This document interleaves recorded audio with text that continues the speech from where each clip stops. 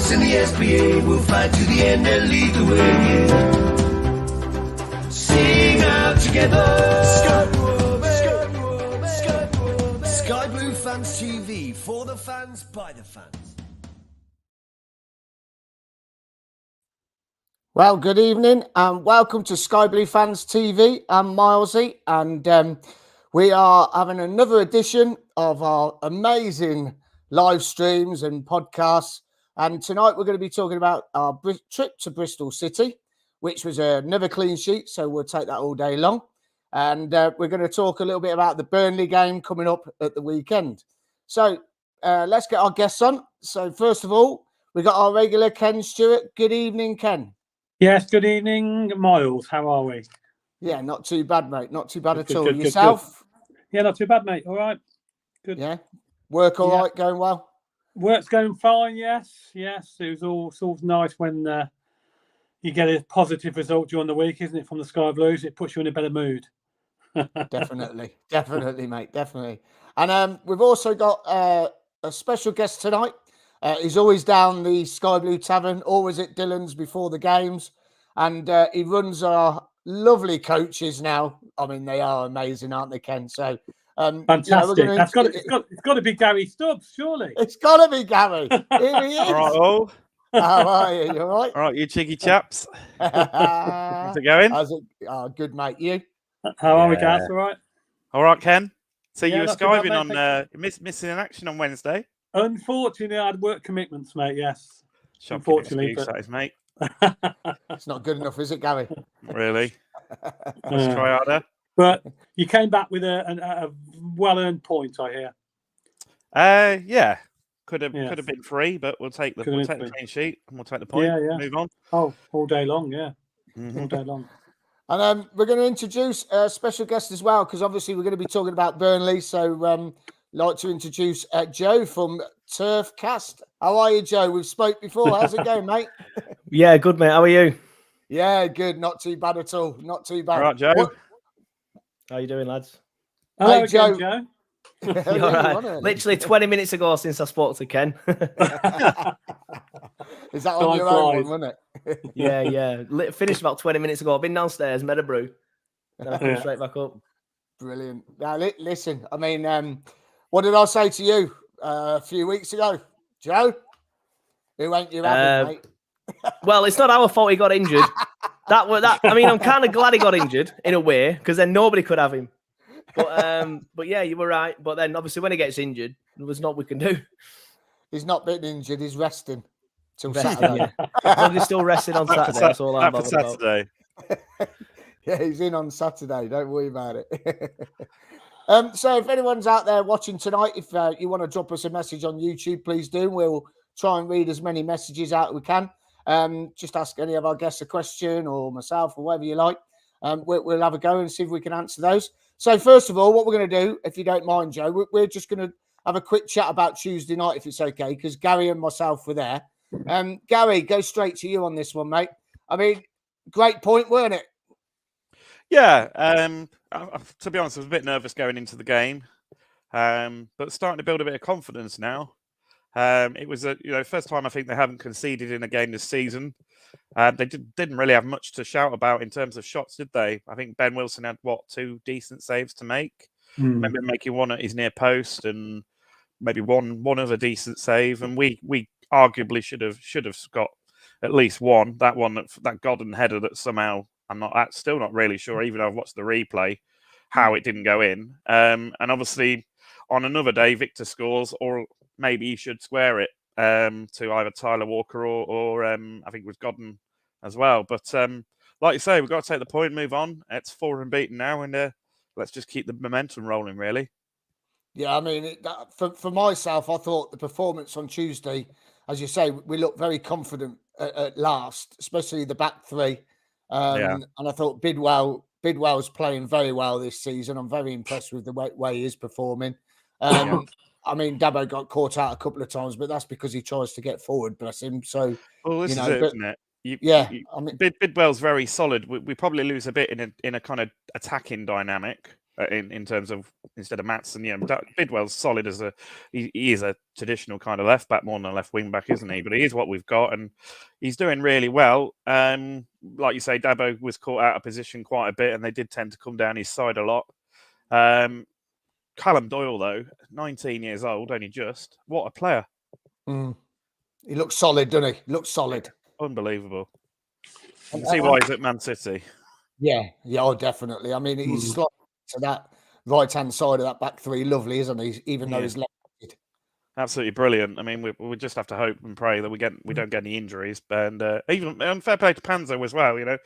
At the start of the season, he looked a little bit shaky, but since he's come in, we haven't conceded. Touch wood. And the old man in the middle is holding it all together quite well. And I have to give credit to Ben Wilson as well. I mean, I still wouldn't say I'm confident about him, but he's still always prone to a bit of rashness. And I don't think he's the long-term solution, but 3 clean sheets on whatever it is on the bounce, and you got to stick with him, haven't you? Oh, definitely got to stick with him. I mean, for me, I'm well chuffed with the way that when we were leaking goals at the beginning of the season. I mean, I think it was something like 11 goals in about the space of 4 games, something stupid. Horrendous. And that back three for me now has just started to really sort of gel, communicate, and they're finding a lot more confident. And I think McFadzean's wiped out his mistakes all of a sudden, which is a godsend, isn't it? Definitely. I mean, I remember when we first came up to the Championship again, McFadzean was quite regularly caught dallying on the ball or letting the ball back. He has let the ball bounce once this season, which led to a goal, hasn't he? But like you say, he seems to have refound his form or his confidence, and he's running the back line quite well. And we so far we look like we've sorted that problem out. We probably just need now a bit more dynamism in midfield and a few more extra goals from elsewhere. If we can, maybe Callum O'Hare coming back in the team might help that a bit as well. And you'd have to think that maybe we can keep this squad fit, we will be all right. But it's early days, but it's certainly a massive improvement recently. Yeah, superb. And Ken, I know you weren't there, but you listened to it on the radio. What was that like on the radio? What was Clive and Oggie's opinions? Well, it was good, to be fair. It was interesting. I hadn't listened to it on the radio for a while, to be honest, because I've been normally at the games live. But it was interesting to listen to Oggie again. I haven't heard from him for a while. But, I mean, by all accounts, I've certainly seen the highlights of it as well on the footage I've seen. Oggie was adamant there was a handball in there and we should have had a penalty. I don't know whether you've seen that. Did you, Gary or Miles? Did you see the penalty incident? I didn't see it, but Robbins did say the same, actually. I think, was that when the header... Was that the header? They reckon the hand went up and diverted it onto the bar. Yeah, I mean, I couldn't see it from the replay, but they're both adamant, so possibly. Yeah, I mean, they're adamant on the radio we should have had a pen, so that's just we don't seem to be getting many decent decisions from the referee, and it seems that was the case again on Tuesday night. But by all accounts, we played well. We sounded like we defended well. And we held out well. I mean, obviously, they're a good side, Bristol City. They've got some good players. And to get a clean sheet against them, before the game, I would have been happy with that. I would have been happy with the point of a clean sheet. And we build on and we move on to the next game. So, that's 3 points, and a point away from it. That's 4 points now, 2 games. So, and of course, you can count the Birmingham 0-0 draw as well. Obviously, that's another point. So, we're looking up, mate. We're looking up. I mean, it's a long way to go. It's hard to decide. No one decides the season in October or September. There's a long, long way to go. And I don't tend to look at the league table until Christmas time if I can help it. No, I mean, going on to you, Joe. Now, listen, you had a bit of a game last night, didn't you? 1-1, was it? Yeah, frustrating one. It's the exact same story as it has been for the majority of the season, to be honest with you. There's been so many times where we've gone 1-0 up, been the better side, had the lion's share of the possession, had the lion's share of territory, just be the better side all the way through the pitch, and then don't put the game to bed. Don't get that second goal, don't get that third goal, and then sit back, start trying to defend the lead, invite the pressure, concede a goal from a cross, which is a header. Every single time, and then end up drawing 1-1. And I mean it with the greatest respect to Stoke City, because obviously they're a big club who's been in the Premier League recently, like ourselves. But with the start of the season that they've had, down in 16th, I think it is. Just got pumped at home to Watford. We should be putting him to the sword, or at least putting in picking up 3 points and seeing the game out. But it wouldn't be as frustrating if it wasn't just this occasion. But Coventry, not Coventry, your Coventry, Cardiff, the game before that, exactly the same. Went 1-0 up, sat back, invited pressure, lost it. Did lose it, but lost the 3 points. West Brom away, same thing. 98th minute equaliser, I think that one was. Blackpool, we were 2-0 up, mistake at the back. Then went 3-1 up. So again, a two-goal cushion again, ended up drawing 3-3. And then Preston away as well. Admittedly, they scored about 2 minutes after we scored, but still, it's a lack of concentration, soft underbelly, not paying attention, not enough focus, and then ended up throwing the 3 points away. But it's the same old story so far this season. I mean, do you think you've settled in okay, or are you still feeling the nerves, do you think? I think we're still not necessarily nerves. I think it's an inexperienced side in the sense that there are quite a few young players in there. And as I was saying to Ken just then on my channel, some of them might be 23, 24, so they're not young. But we've gone from players like James Tarkowski and Ben Mee and Nick Pope at the back, who are in the 30s, to players who are in their early 20s and still plying their trade in the game. Like three of our back four is Martson normally, Bayer, who's on loan from Borussia Mönchengladbach, and Taylor Harwood-Bellis, who's on loan from Man City. So all three of them, the loanees, young lads, still trying to make their way in the game, and they just keep making the same sort of mistakes, like just inviting pressure or not making a tactical foul when you should do. Admittedly, Josh Brownhill, who's more of a senior player, he did that last night. He didn't make that tactical foul when he should have done in the build-up to the Stoke goal. Connor Roberts ain't picking his man up properly. Again, he's another senior one, so I've just used the two horrendous examples, but it's the same sort of mistakes, and obviously the goalkeeper's young as well. It's just I just think it's a lack of experience, to be honest, and they've not been in this side for so long with these players, with a completely new playing style and new manager. So there's a lot of positives to take so far from the season. Look, we're in 5th. So it's not horrendous. We could be worse. We could be Watford, who are down in 8th or whatever. Or of course, Middlesbrough were tipped to do well, who are in the relegation zone. So it could be worse. For a brand new side, we brought in 16 signings. For a brand new side and a brand new manager, I think 5th is probably decent. And we did say at the start of the season, we're going to have to be patient.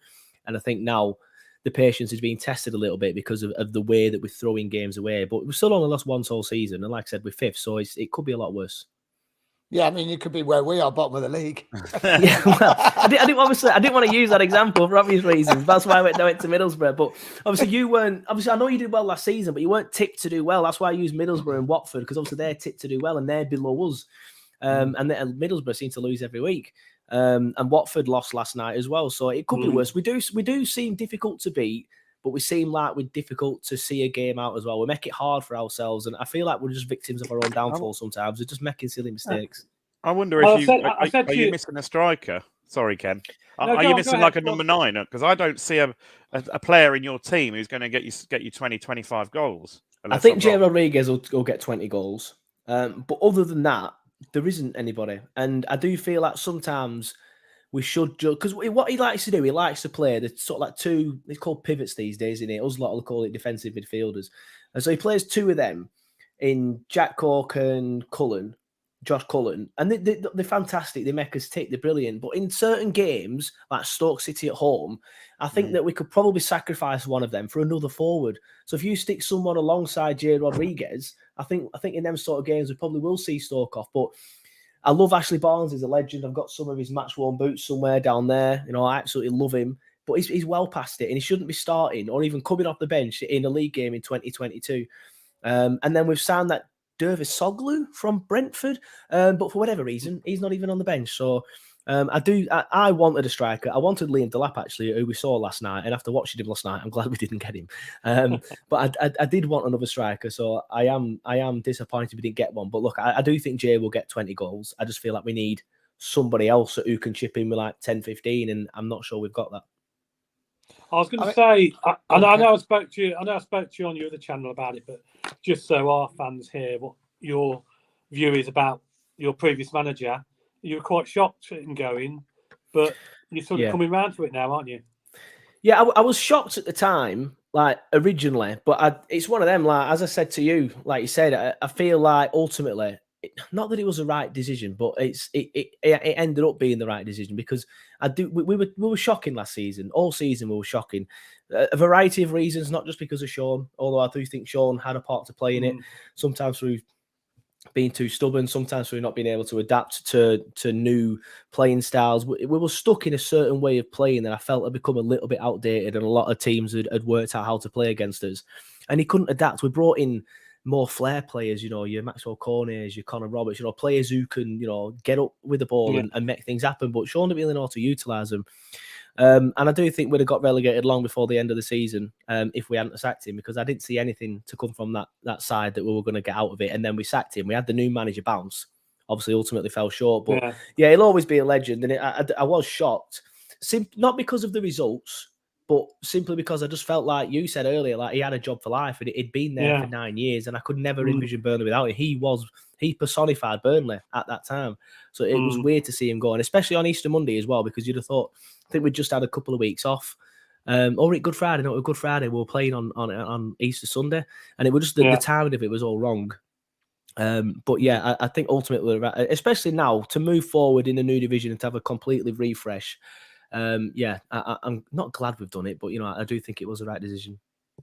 Do you think that your new manager, though, is maybe not the man to lead you to promotion? Because he's not exactly experienced, and maybe that's one of the reasons why you are kind of not winning enough games.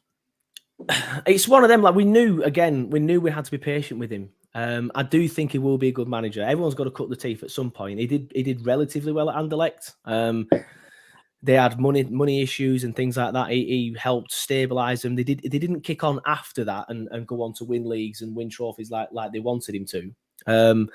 But it is a risk. But I think it's a risk. I'm happy we've taken this risk. I do think he will be a good manager. We might not bounce back straight away. We might have to do what Sheffield United did and have a season of consolidation and then be stronger next season. But yeah, I'm happy with him, and I do think eventually he can be the manager to hopefully lead us back up. From what I've seen so far, like I said, there's more positives than negatives. We're fifth. We've lost once all season. We've scored in pretty much every game apart from one. Obviously, the flip side of that is we've only kept one clean sheet this season, but that is the style as well. But I think last night, the inexperience showed, not just from the players, but from the manager as well. I think he's made some subs at the wrong time recently. Same against Cardiff on Saturday. He made the wrong subs last night. He brought on Zarura, who's like a really tricky, fast-paced winger, like 5 minutes after they'd scored. It's like, we're trying to put the game to bed. Do it 15 minutes ago. But I've got no criticisms on Company, put it that way. I've been very impressed with him. You can just see he's a little bit inexperienced, but again, that'll come. But I do think we will get better as a side the more that we play with each other and the more we go on. Because like I said, it's 16 signings, completely new style, completely new management team. So they've all got to get used to each other yet. But more positives than negatives for me for the management. No, I mean, just 1 second, guys. There's a bit of a technical itch. We're not getting any comments through YouTube tonight. So if you want to place a comment, message us on Twitter, and I can relay it that way. So I've got that all set up next to me. So, I mean, going on to your team, I mean, you've dropped out of the Premier League. We spoke about Maatsen a few months ago. He didn't start for you last night. He got a silly red card a few games ago. Well, quite a long time ago now. We've only had a few games. You've had more than us. But yeah. I mean, how's Maatsen for you? I mean, how come he didn't start last night? Was there a reason behind that? Was it game plan or something else? He does tend to rotate with Vitinho. He is the preferred option. Maatsen, however you say it. I've always said Maatsen, but people always say Maatsen to me, so I think it's me pronouncing it wrong. We always rotate him with Vitinho, but he is the preferred option, is Maatsen. But I just think last night, there's 3 games in a week. We've got another game next Tuesday, then another game next Saturday, then another game next Tuesday. I think we have 8 games in October, which I think is more than you've played this season. So I just think Company's trying to manage the team a bit better. He tends to swap the wingers around quite a lot, and Maatsen and Vitinho do tend to be swapped around quite a lot. But I argued for Vitinho last night. I wanted Vitinho to play the game. Like I was saying to Ken earlier, I really like Maatsen, and when he first come in, I was like, this guy is fantastic. He's such a good player. He was a favourite signing that we had made at that point. Then he was very silly against Blackpool, reacting to a challenge that he didn't need to react to when we were 3-1 up. We ended up drawing the game 3-3. I think it was 3-1. It might have been 3-2. But anyway, we drew the game because we're down to 10 men and because the people left on the pitch couldn't defend.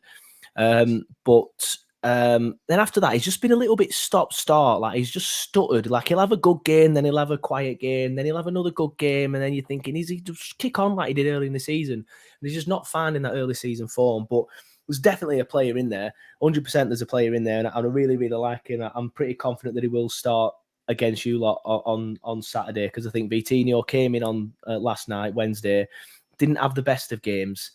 So I think Martin will get his place back. And I thought he would have done anyway, because like I said, because of the rotation. So we might see Vitinho back on Tuesday at Birmingham. But definitely against you lot, I think we're going to see Matson in there. And I mean, Rodriguez, that's a nice signing for you there, surely. I mean, I heard you say that you reckon he'll get 20 goals this season. Is that realistic, or do you think he could go on and do a few more? No, potentially a few more, but Jay's been there for a few years now. Obviously, he's Burnley born and bred, is Jay. He came through the ranks at the Turf. Then we ended up selling him to Southampton, I think it was. Then he went to West Brom. I may have missed a team out there. And then he's come back to Burnley. I think we signed him not last January, the January before that. But then dropping him down into the Championship, I think it's kind of done in the world of good. I think it's more his level. He does struggle a bit in the Prem. But yeah, I think Jay's a brilliant, and you can see it Matterson, because like I said, he's a Burnley lad. All his family's here. He still lives in the area. Like most players, obviously, when you play for Burnley, you'll live somewhere like Manchester and travelling. But Jay lives in the area. It matters a lot to him, and you can tell. And we love him. He's one of our own. That's his chant. A lot of people in the town know his dad, know his mum, know his brother. His brother's quite prominent on Twitter and around the town. So yeah, we love Jay, and I think he's a very, very good striker. Sometimes he can have quiet games. I think last night was a quiet game, but I do find him coming deep a lot as well to try and help the play, sort of like the momentum. He does that quite a lot. But yeah, if we could have like an out and out finisher playing ahead of Jay, and then letting Jay do that role, coming deep a little bit and taking one of the pivots off, as I mentioned earlier, I think would be a bit more dangerous in games like last night. But yeah, I think it's realistic for Jay to get 20, potentially 22, 23. But yeah, he's a very good player, and I do think he'll be around the 20 mark. Who else we got to look out for then, Joe? Apart from him scoring all the goals, who else have we got to look out for? It might catch our eye, if you like. Josh Brownhill, he's been the standout player. He's fantastic. I don't know how we managed to keep hold of him. Obviously, we had this mass exodus of players in the summer because everybody wanted to go to the Premier League, and fair enough. You got your players like Nick Pope, as I mentioned, Ben Mee, James Tarkowski, Dwight McNeil. All Premier League players. Debatable Dwight McNeil, but obviously he's got it. He's done well at Everton-ish. I felt like Josh Brownhill was in that bracket. I felt like we'll do well to keep hold of Josh Brownhill, but I think he scored 3 goals, got 4 assists. He got another assist last night. Brilliant ball through to Connor Roberts. And I just wonder, why don't they try and play that ball more often? It was just on the edge of the box. Connor Roberts coming in from wide, bending his run, coming in. Brownhill playing it through the middle, beautifully welted ball. All Roberts had to do was smack it 1-0. So he'll be the main player, I think, in terms of going forward. He'll be the one that's pulling the strings, sort of like in that number 10 role, just behind the striker and letting the wingers run past him, that sort of role, and pulling the strings that way. Obviously, we've got good players elsewhere. We've got Matson, who I think will play. We've got Jay, as you've mentioned. Jack Cork, he makes us tick at the back. He's fantastic. I love Jack Cork. He was. He used to play for us as well. Yeah, he played well for us. Did. Yeah, he's a brilliant lad. Brilliant lad. I love him. He's another one that he's been here before as Jack, and when he was on loan from Chelsea, then he left us. Left Chelsea, but ended up going again Southampton, I think. But yeah, he's a brilliant player. I think if he'd have played more last season, I think we'd have stayed up. That's how good he is. You might remember, I think Jack Cork scored against us for Scunthorpe direct from a corner many years ago. Guys, do you remember? A long time ago, Gary. Yes. Yeah, literally straight in from the corner. Yeah, I remember that. He's knocking on a bit now, though, isn't he? Yeah, I think he's saying knocking on a bit. He's younger than me. I think he's 33. He might have just turned 34. But yeah, that's what he plays in the defensive midfield role, where he doesn't need his legs too much. He doesn't do a lot of running. He just, he makes it tick. He breaks play down, and then then gives it to the more creative players. We've got decent individual centre-halves in Bayer and Taylor Harewood-Bellis, but we're just struggling at keeping a clean sheet. Connor Roberts, again, he's been a little bit hit and miss this season, as fair as Connor Roberts. More miss than hit, if I'm being honest with you, but he's a good player.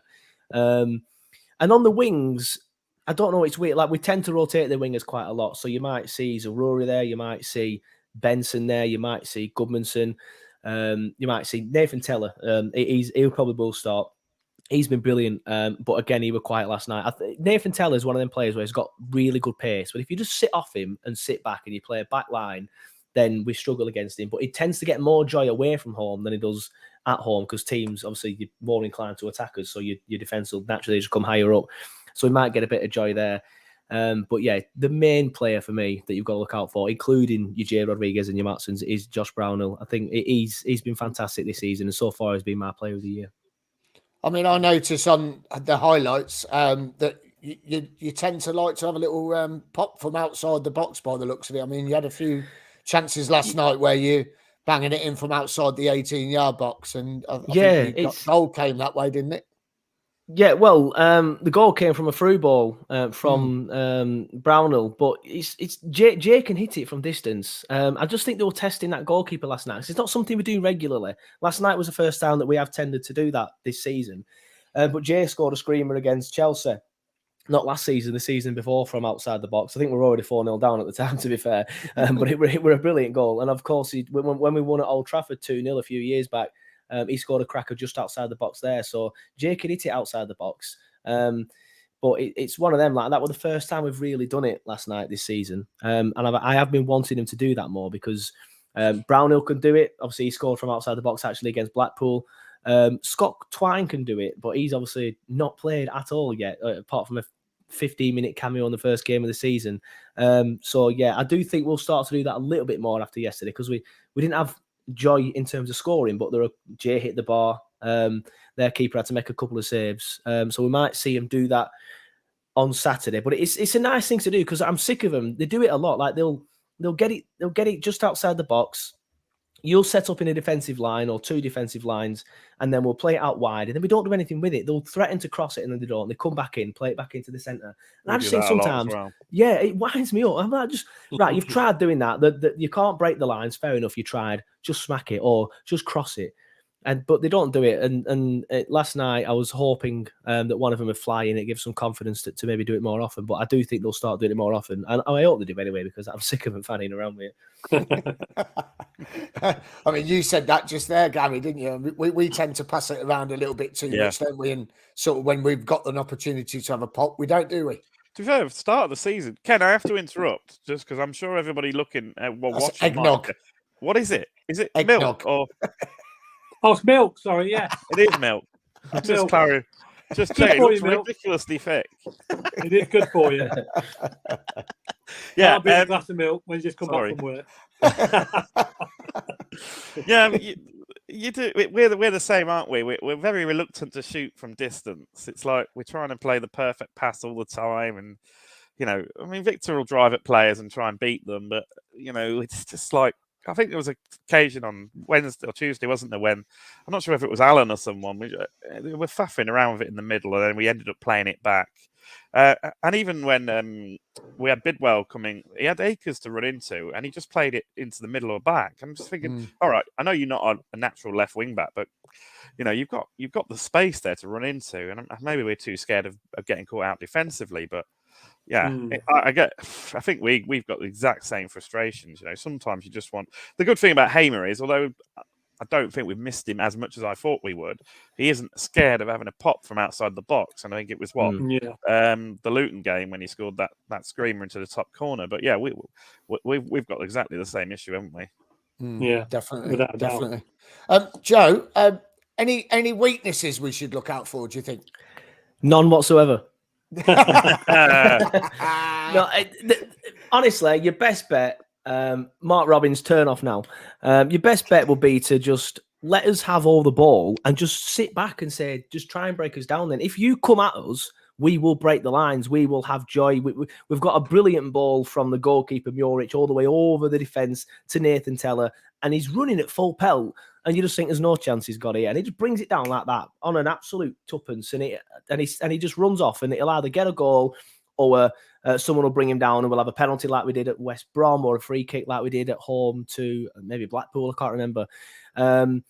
So your best bet is just to let us have the ball and say, right, break us down, and then hit us on the counter. That's how Luton got joy against us. That's how Blackpool got joy against us. Stoke, not so much. That was just because they were just a bit rubbish, to be honest with you. But again, they just sat back and said, right, break us down, try and kill us off. We couldn't. And then when 5-10 minutes left, there's nervousness running through the young lads, and then just put pressure on us, then push us back a bit, make us sit back, and then just put balls into the box. We can't seem to deal with headers coming into the box. That does seem to be a bit of a thing, which I'm quite happy you've just said that you are reluctant to put crosses into the box, because that's where we do struggle. But it's one of them, in the last 5-10 minutes, if you're 1-0 down, teams do tend to put crosses in the box, and I think that's why we conceded so many headers recently. But yeah, probably like that. Just let us have the ball, say, right, break us down. We won't break you down, and then you'll hit us on the counter, and it'll finish 1-1. Well, by the sounds of it, lads, they play similar to us, don't they? It sounds like it's going to be an entertaining game. Wow. You said the same about the fact that we were the same last season. You saying you've got problems, obviously finishing games off. The amount of games last season, the same, isn't it, lads? That we would literally outplay the opposition, and we draw 1-1, or and. Although we did well last season, I think we finished 12th or whatever it was. Believe it or not, Joe, there were so many games we walked away from last season thinking we should have won that. And it was all because we were drawing too many games, and we just weren't finishing teams off. Yeah, without a doubt. I mean, we could have probably had at least 12 points, couldn't we, on the board at least? Yeah. When you look back at all the games that we were in command of, and we let slip. Yeah, when I was talking to you earlier, Ken, I did feel like we played in very similar ways. So I've not seen you play, to be honest, much this season. But it does sound like we're playing similar ways. We try and keep the ball, we try and play nice football, but we just can't finish teams off. And we're both susceptible to a goal at the back. Having said that, I think you've now kept 2 clean sheets, haven't you? So that's 1 more than us. 3 on the spin now. Oh, there you go. There you go. 3.5, actually, boys. All right. 3.5. Half. I'm taking it. I do think we'll score, but I think you'll score as well. So I'm telling you now, it's 100% going to finish 1-1. Get a bet on it. Get down the bookies. 1-1. Actually, gambling's wrong, Ken. Well, it is, but you can put a pound on it, won't it? Yeah. Says we're all sitting here with ball sports all over our t-shirts. I'm hiding mine. Advertising. No, thanks. And I mean, how's the atmosphere been this season up at the old Turf Moor up there? I mean, is it still a happy place?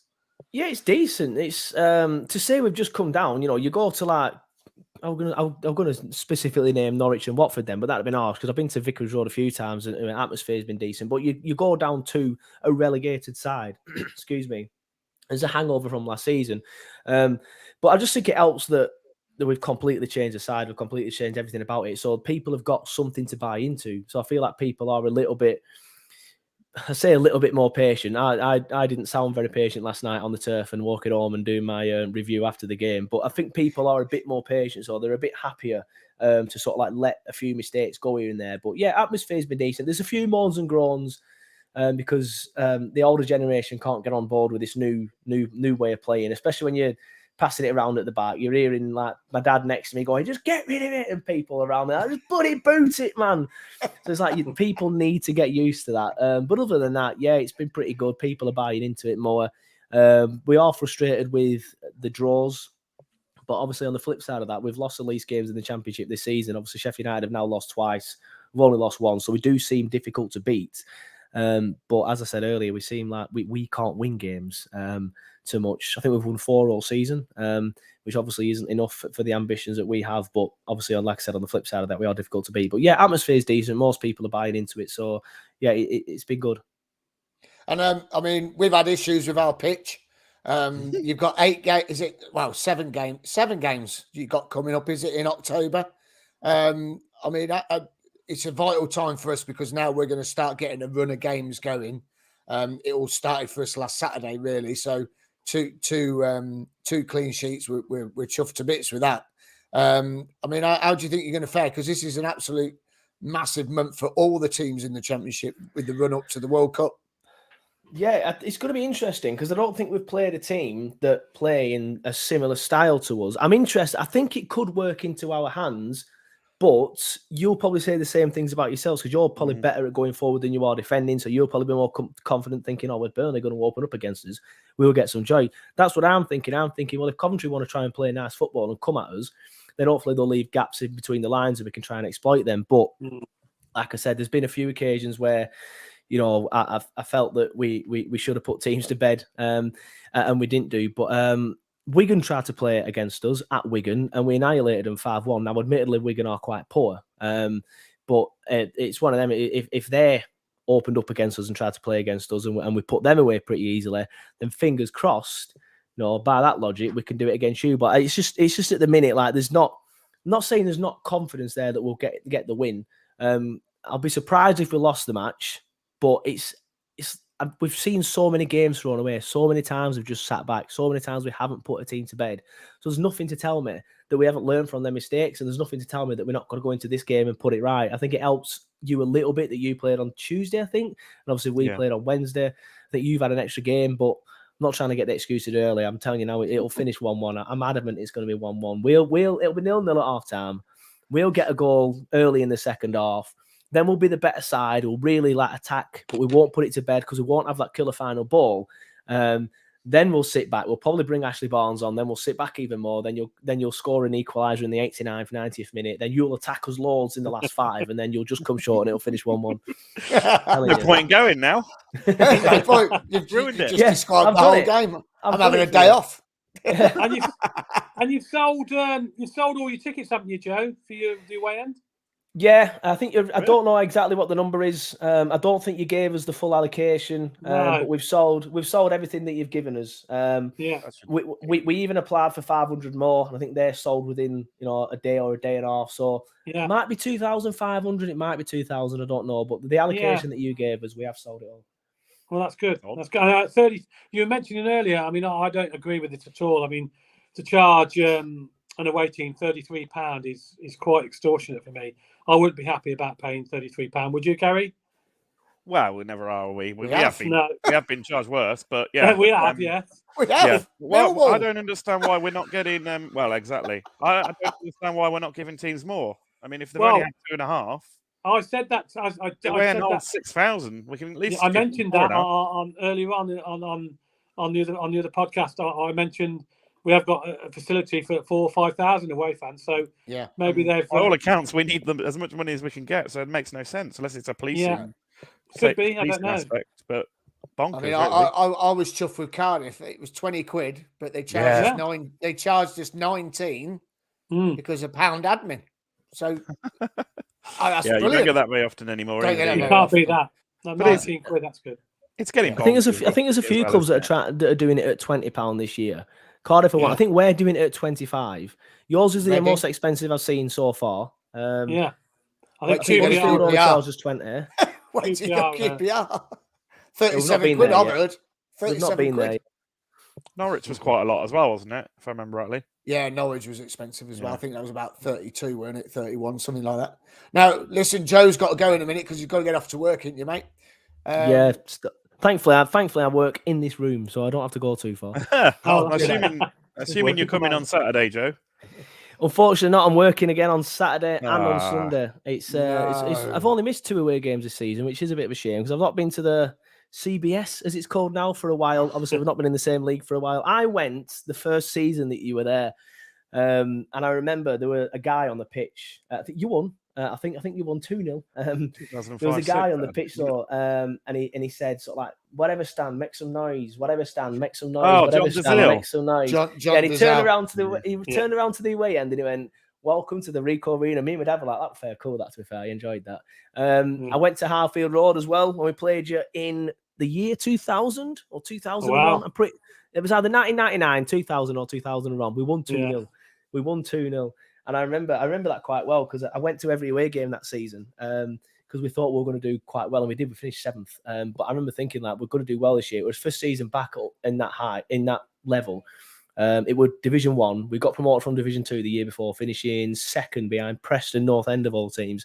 But then we did quite well the year after in the first division, and I think that was one of the first away games. It might have been around September or something like that. I can't remember. I think it was quite early in the year. I'm not sure. That could be all over the place. But we won 2-0. Glenn Little scored, and Ian Moore. I think Ian Moore scored, but yeah, that's probably one of not my favourite ever away days, but probably a good memory of an away day that I enjoyed that one. But yeah, I'm a little bit gutted to miss out. We'd all love to go back to Highfield Road, wouldn't we, chaps, if we had the opportunity? Yeah, I mean, obviously the CBS or the Rico as it was last season is becoming more of a home now, isn't it? Yeah. That we've got a lot. The atmosphere has improved massively. We've got a really good singing section, but. Yeah, I mean, we all miss Highfield Road. Let's not kid ourselves. We had a lot of problems before Highfield Road, but leaving there has been massively deterrent to our kind of future going forward, hasn't it? And we wouldn't potentially be where we are now if we hadn't left. But we haven't beat Burnley at home since 2010, and that was 1-0. Yeah, is that the first year you was at the Rico? Because that could have been the game I was there. 2005 was the first year. So 2005, we beat you. Well, 2006 we beat you 1-0.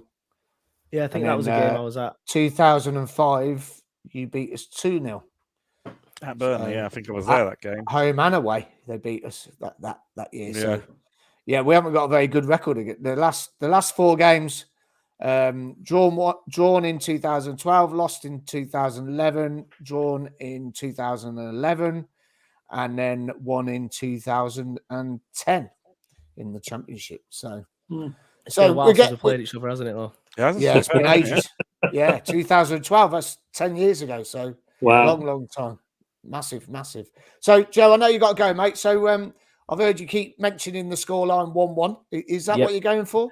I'm going with 1-1. I see nothing. Honestly, like I said, if you come at us, we might have some joy. But you have better players than Wigan. So if you come at us, I don't think we'll have as much joy as that. But if you sit back against us, which I don't think you will, then we will struggle. But I still think 1-1. It's a running joke on Twitter amongst Burnley fans that it's going to finish 1-1. But a few people are saying, it might be 2-2 because we both score goals and we both try to play decent player, but I don't think. I think it's going to be a draw. That's not even me sitting on the fence. It's just I've looked at his last few games and they've all been 1-1. So I'm like, well, it's going to finish 1-1 then, isn't it? So 1-1. Well, I'll take 1-1 now, actually, to be honest with you. But lads, what do you reckon? Ken? Go on, Gav. What do you think? Oh, go on, Gary. You're asking me. I don't know. I just don't know. I would like. I would think probably a draw. Yeah, would be. But we've got to start. We need to start putting wins on the board. I know any result against Burnley on paper is a good result, but I'd like to think we can win it. But I'll probably go down the route of what Joe's saying as well. To be fair. Yeah. Ken. Yeah. I'm going to go for 2-1. 2-1 victory. Yes, Ken. Follow up our fantastic 1-0 win over Middlesbrough last week. I think we're on the up. We're starting to pick up points, and we've got to try and win these home games and start climbing that table as soon as possible. So, I'm going for 2-1. 2-1 win. Well, I'm going to stick with that one. I am, Ken. I'm going with you on that, mate. I'm good. I know it's a bit naughty to copy someone, but I'm going for the 2. I do believe. I think we'll concede this week. I think 4 games unbeaten, 3.5 games clean sheet. I think it's a tall ask to go 5 games clean sheet, to be honest. But you just don't know, do you? So no, you don't know. So we're going to say goodbye to Joe now because you've got to go to work. So Joe, thanks for joining us, mate. It's been a pleasure. Cheers, Joe. And hope we can do the same. Joe. Hope we can do the same on the return leg.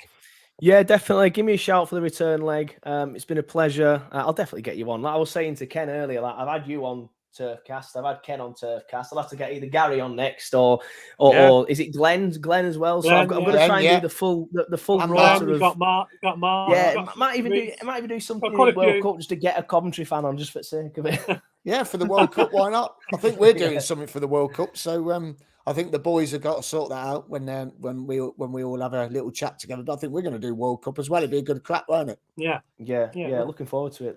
I keep forgetting it is the World Cup, but I was at work today, like another it's job. It's because of the time. World Cup, isn't it? And someone said, like, "Oh, we'll be doing stuff for the World Cup." I'm like, oh God, yeah, World Cup. I keep forgetting. Yeah, doesn't feel no. Like normally you'd be excited for months, wouldn't you? Build up to a summer World Cup. It all just feels out of kilter. All just feels a bit wrong. Yeah. Well, listen, Joe, take care, mate. And sorry you can't be there Saturday. It would have been great. You could have met us down Dylan's on a beer together, but maybe next time. And I'm gonna say maybe next season because I don't want to be too pessimistic. But if we're going to draw too many games, then we're not going to be going back. But it's a shame, but it is what it is. Like your work's got to come first, hasn't it? But it's been a pleasure, lads, and hopefully I can get down next season.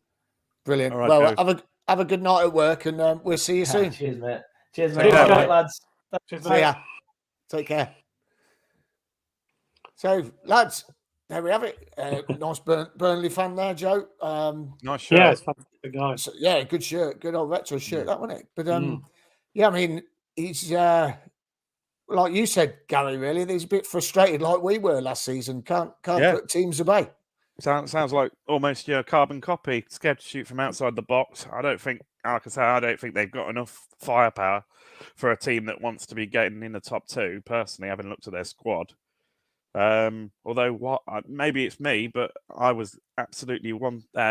Who was it that was at Swindon and MK Dons who they signed? Scott Twine. Yeah, Twine. He hasn't even amazed to hear he's not even been playing for them. I mean, what did he get last season? 30-odd goal contributions? He did, yeah. Good season. Yeah, I was desperate for us to sign him. I'm probably not realistic, but... Well, that's the difference. That's the difference with them and us. I mean, they've got a big squad, haven't they? They brought a lot of players in. They've still got a lot of players that were in. Ken's lost his internet. But yeah, I mean, you say you're desperate to sign him. We were desperate to sign Tyler Walker. Well, I wasn't personally, but Robin seemed to have every faith in him. But I'm just saying, Ken, that Gary said we should have signed that Twine. I said we were desperate for us to sign him. I said we were desperate to sign Tyler Walker. Well, we were, and he did score goals at that level, but he struggled for us, hasn't he? But he may come good. You never know, and we might need him at some stage this season because we haven't got a big squad, so we may need him. So he may come good. Mm-hmm. Now, Gary, we've got you on tonight. Thanks for coming on, mate. It's been an absolute pleasure to have you on. It's superb because, I mean, we see you at the tavern on the coaches. So tell us a bit, how did it all start with Dylan's and running the coaches and things like that? I mean, where did that all come from, mate? So back in 2015-16, somebody I used to be on the trust with told us about Dylan's Brewery. And he said, because I quite like a bit of craft beer or real ale. So we went down there, and I'm telling you, it's a completely unrecognisable place. So right at the back was a tiny little bar where we literally used to sit every game. Me and Sue Medlocker, used to have our own seats at the bar. There used to be about 10 of us in there. And at that time, Dal was serving behind the bar, and it was basically Dal and Gord and a couple of others. It started out as a little seed in a pod, really, and has grown to this massive, what it is now. Basically, obviously, I used to run coaches many years ago, and I did say, when we moved to Birmingham, I said, why don't we run a coach from the brewery? So we did we ran a coach from the brewery to Birmingham. Obviously, that was technically home games at the time.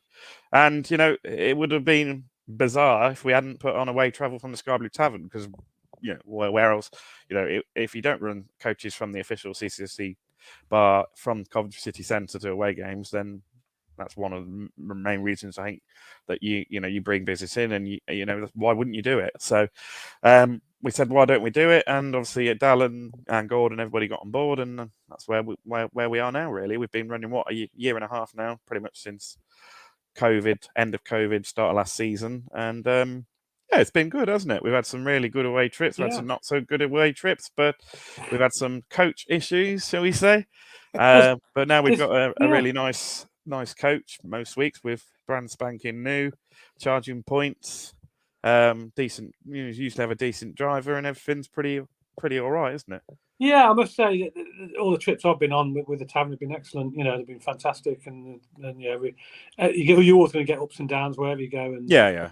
You know, well, whatever coach you're going to be on, you might get a few rowdy people here and there, but Yeah. in general, I think the supporters that travel with the tavern are pretty well behaved, and it's a good experience. Getting there. I think it was a case at the start that we did have people trying us out who may well have not been allowed on other coaches, shall we say? Yeah. You know, I've had to We're clamp all going down to get on.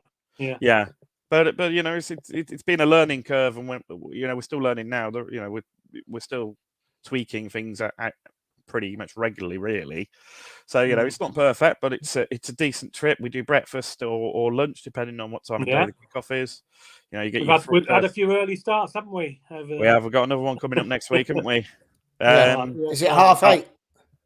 Cardiff will be 8:30. Open at 7. Breakfast included and a drink. £28 return.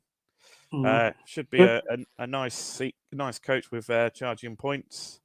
So yeah, and you can book online on Sky Blue Tavern website. Click on the away travel and click on the calendar, and it will take you over to Open Table. You can book from there. So £28 return, including drink and breakfast. You can't go wrong, can you? No, that's good. That's good. Especially you got the match day ticket is pretty cheap for that game as well. So you £19 as well. Yeah, you're saving money there, aren't you? My brother texts me. He says, "Is this right? Is this correct for Cardiff?" And even I had to have a double take. I'm thinking £19. It's fantastic. It's just a shame the other clubs can't follow suit with that, isn't it? What, like us? Yeah. Basically. We need the money. Oh, we do, yeah. Yeah. We had to sell a player to cover our losses. Yeah. So, I mean, now as well on that Open Table, you can book a meal for when you come back. Obviously, yeah, you can have a curry on a Saturday game because the tavern will be open when we come back. Not a midweek game, just in case anyone complains about that. Can't have one on the way back. Well, shutting it by the time you get back at 12:15 at night. I mean, as you say, I mean, I've noticed there's a lot more regulars now. There's repeat customers coming back all the time, isn't there? So it's starting to get good now, isn't it? Bunch now, haven't we? Pretty good bunch of. Say we've got 30, 40 regulars, and then you know, some depending on what game and how we're playing form-wise, you know, we get 30, 40, 50 more. Just depends, you know, some days we get 80, 100 people. Sometimes we get 50, don't we? But yeah, we tend to have a core group of 30, 35-ish, don't we? Who are, you know, we're all like a little family now. And that's how it happens with running coaches, you know. People get to know each other and make new friends. And, you know, I say to people all the time, people say to me, well, I'm on my own, so I don't really want to come. I was like, well, you know, you'll always make friends. We're all following the same team. We're all got one aim, one focus. You know, just talk to people, just say hello, and you know, you'll make friends for life. And just come, if you come regularly. And that's how I've made a lot of friends through mine. You know, a lot of my football friends are through running the coaches. Yeah, I mean, even when you go down, even when you go down to Dillon's on match day, I mean, it's the same people there week in, week out, and you know, you all get to know each other, and you can talk to anyone as you're walking through. Probably takes you 5-10 minutes to get to the bar because everyone's talking to you. But I mean, you know, Miles. I mean, you can see how many people recognise you now and really, really respect what you do, don't they? Really, to be honest with you, I mean, I definitely do. Ken does. You know, the people that travel with you, I think it's fantastic what you do. Thanks. Well, it's brilliant what you do. You guys are doing as well. Well, we hope so. You know, we're trying our best. You know, on Wednesday Tuesday, sorry, you were trying to bring the away experience to the people that weren't there. You know, you could have. I must admit, I was at work and I was driving. I was listening to it. I said to Miles earlier, it's brilliant. You know, he's talking to the Bristol fans and everything. I was driving along down the motorway and I had this on pre-match. You know, which you don't get anywhere else really on any of the radio stations or anything. And you listen to the fans outside the ground before they went in, which was brilliant. Yeah, I mean, we're trying to do something different, and you know, it's just fun. I just enjoy it. It's just good fun anyway. But thanks for listening, guys. It's just brilliant stuff. Now listen, we've got a very exciting announcement to make, Ken. What you're doing this Saturday at the ground, Ken? Yeah, well, this Saturday we are sponsoring the Family Zone Pop and Crisps giveaway. So we'll be down there early on setting up and stuff, and we've got a few bits and bobs to give away. So we're sponsoring. We're basically paying for the pop and crisps. Sky Blue Fans TV are. So we're going to be sponsoring that giveaway on the day. So any kids that turn up on the day, we've got plenty of pop and crisps and that. You've got to register with the family zone. You get a token, and then you exchange that token for some free pop and crisps. There will be a little competition as well on the day to guess the players. We'll have a little bit of paper where you can guess the players, former and present players, where you can just put your name in that and put it in a hat, and we'll do a draw for a prize. So plenty to do, plenty going on. There'll be a couple of players down there, I believe, as well. Non-playing staff, so probably a couple of youngsters down there. The ones that are not taking part in the squad on Saturday, they'll be there signing autographs and getting photos. So it should be a good day. So it'll be a busy day for me on Saturday, Miles. And you'll be at the Dylan's Brewery as normal, won't you? Yeah, I'll be down Dylan's Brewery. I'll leave you guys to it with the family zone. I think, I think that'd be a bit too tiring for me. That would be tiring enough walking around Dylan's. But so we'll be doing the same down there. So anyone who wants to come along and have a little chat, you're more than welcome. And we just chat rubbish. Why not? That's what we're there for. Yeah. Have a good crack and have a chat about rubbish. So and I'll probably catch up with you later on during the game or after the match somewhere. That's it. And then we've got an international, not international break. Sorry, we've got a week off. Hey, we've got a week off. What are we going to do? I know. Probably don't need it though, do we? No, I know. If we beat Burnley, we won't want to be. We'll definitely not want another week break, will we? No, not really. No. Although it gives us a chance to get Callum up to speed and Kelly as well. We mustn't forget. Yeah. Well, I mean, he's been kicking the ball around again today. I've just seen some photos on Twitter before we come on air. I mean, that's looking quite promising as well, isn't it? It'll be interesting to see whether he ends up on the bench on Saturday. I've got a funny feeling he's going to put him on the bench, even if you don't play him, just to give him a boost. Put him on the bench. You can name 7 players on the bench now. Just to have him on the bench will give everybody a boost, won't it? I think so. Yeah. And let's not. We need to not get ahead of ourselves. It's not going to change our fortunes overnight. But to have him back in the team, and like you were saying on Wednesday, Miles, about the pressing from Alan is just not the same, is it? No. You were saying he stops rather than continues the press. Yeah. Whereas Callum will get in their faces and wins the ball high up, gets us free kicks. Yeah, I've noticed that. Yeah, I mean, I've noticed Alan between the centre circle and the 18-yard box, he'll stop halfway, where Callum will carry on the press. He stops. He thinks, I can't go any further. Have I been told not to go any further, or does he not risk it because he doesn't want to get caught out? But that's the gamble you take, and unfortunately, he doesn't put that pressure on. So we'll just have to wait and see, won't we? So we're all quite positive. You're taking a draw, aren't you, Gary?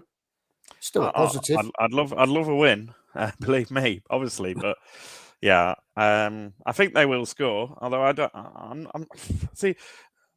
I've looked at them and like I think Joe said, they don't look that convincing to me. And certainly their results don't. Yes, they're hard to beat, like he says, but I'm not like. I think if I can kind of refer them to anyone last season, they'd be like a worse version of Fulham, I suppose. I'm not exactly fearing them.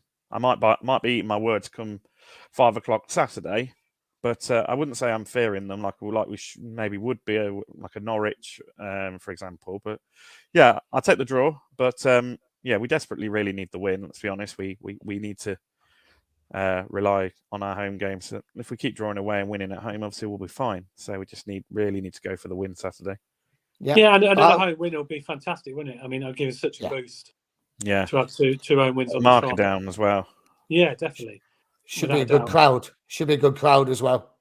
Big game, really. I think there'll be a decent crowd there, and obviously Burnley have sold all their tickets, so should be a good atmosphere as well. Yeah, definitely. Hopefully there'll be 20,000 plus, and nice.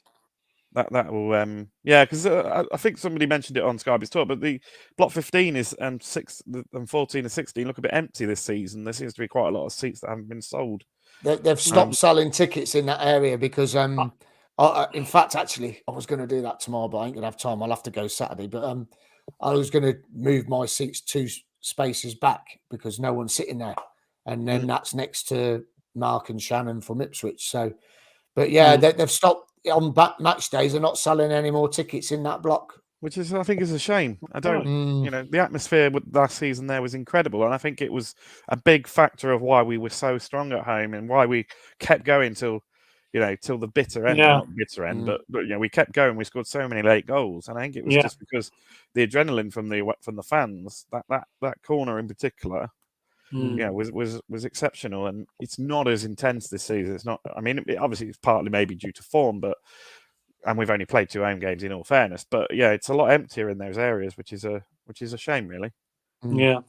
Now, listen, we've come to the end of the live stream and pod tonight. So just before we go, reminder that Ken's going to be down the family zone. Sky Blue Fans TV are sponsoring the Pop and Crisps and a little competition. So go and say hello to Ken, Glenn. I think Mark's coming as well, isn't he? I believe so, yeah. So a few of us down there. So yeah, so a few of you are going down. I think Reese as well. I think they're all going to be there. You're all going to be in that area, giving away the Pop and Crisps. Gary, once again, mate, thanks for coming on. It's been an absolute pleasure. It's been a pleasure, Miles. Absolute pleasure. Brilliant. Really Cheers, enjoyed mate. it, actually. It's the first time I've ever been on a podcast, would you believe? Is it really? Yeah. Podcast virgin. There you go. All them years. All these years, Ken. All those years. Now, I just want to say a big thank you to our sponsors as well. You can see them going across the bottom of the screen. First of all, the Sky Blue Tavern and Dylan's Brewery for sponsoring us. It's absolutely superb. There's a lot going on down there over the next few weeks. Tuesday night, big forum with Ben Sheaf and Jamie Allen. That's going to be a good crack. That's Sky Blue Fans TV and Sky Blue Extra are going to be down there. CCFC Fan Store, CCFC Prints, Mr. View Sky, Ivy Lucy Designs, and Her Game too. Thanks for listening. Hope you've all enjoyed yourselves. This is Sky Blue Fans TV, and play up Sky Blues. Play up Sky Blues. Play up Sky Blues.